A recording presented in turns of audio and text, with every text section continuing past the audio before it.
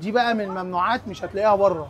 مش هلاقيها في اي حته. يعني لما تيجي تدوق الطعم، الطعم ذات نفسه هو اللي بيحكم. بقالة الجمالية من الستينات الحاج محمود أحمد عرفات راجل عرف مزاج المصريين. حتة الجبنة البراميلي والاسطنبولي والقريش والجبنة القديمة، أول ما تشوف الرخامة دي صورها لي كده. أول ما تشوفها إحنا بنتكلم في محلات من 50 سنة و60 سنة، وأول ما شفتها وقفت. الأستاذ أحمد، أيوة زي ما سمعت كده أستاذ، عشان عارف بيعمل حاجات ما بيعملهاش اي صاحب محل. سوبر ماركت كبير صغير، حته الجبنه اللي هنا مش عند التفكير. برحب بيك يا صاحبي. اهلا بحضرتك. عامل ايه؟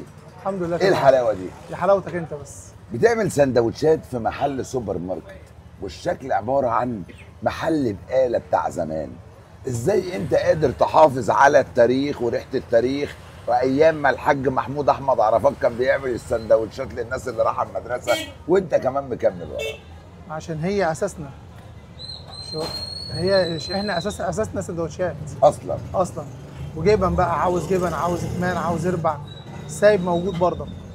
قلت لي ان عندك حته جبنه بتتحدى بيها مصر بحالها. طبعا. وعندك حته جبنه مش موجوده في اي حته لدرجه ان انت بتقول عليها ممنوعات. عندي جبنه عن الجبنه بقى. عندي جبنه من الممنوعات. ايه بقى؟ عندي حته جبنه براميلي تحفه، حكايه. اوريك يعني. دي حته جبنه براميلي، في جبنه قريش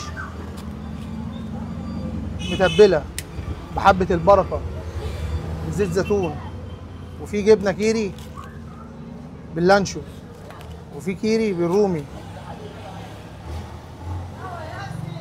وفي لانشو بالبسطرمه. حط طبق لانشو بالبسطرمه. طيب انا عندي سؤال كمان. قلت عندي لي حته جبنه دلع برضك، دي بقى من الممنوعات، مش هتلاقيها بره.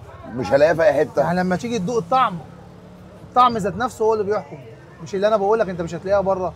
طعم الجبنه هو اللي بيفرق. طب هات لنا معلقه صغيره كده ولا حاجه، بعد كده نشوف ايه بقى حته الجبنه دي وحكايتها ايه. طيب احنا هنجرب ناخد دي اسمها ايه بقى؟ دي جبنه دلع.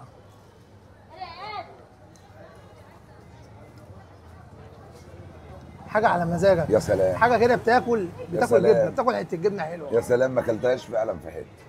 والله ما دعايه، وهو مش محتاج دعايه، وما شاء الله ما شاء الله. حته جبنه ممنوعات حرفيا. دي جبنه اسمها ايه؟ دي جبنه براميلي. ودي اسمها خلاص جبنه؟ اه. قول لي اسمها دي ايه؟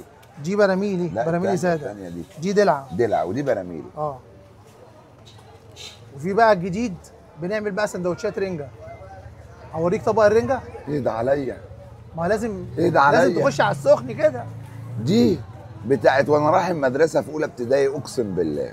دي حاجات قديمه. طبعا. يعني انا حاسس ان فجاه هيقولوا لي يلا على المدرسه. ما احنا عاوزين نوديك المدرسه يا عم احمد، الناس بتطلع لقدام وانت بترجعني لورا.